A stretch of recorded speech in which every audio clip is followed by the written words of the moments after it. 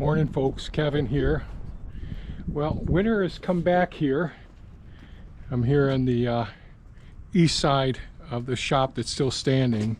Winds really came through here yesterday, while last night were really bad, and stuff has blown all over the place.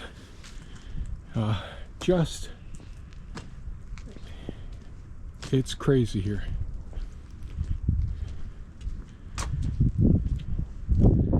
Yeah, things are all over. So I don't think with the weather the way it is today that I'll be, oh Christ, things blew out of the cabinets. Oh Lord. Yeah, well, there's a lull in the wind right now. So I'm not sure how much I'll get done today. Yeah. Those winds are just plain crazy here.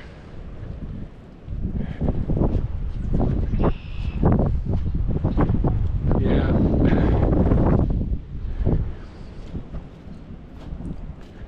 So I think what I'll do today is I'll probably not shoot any video.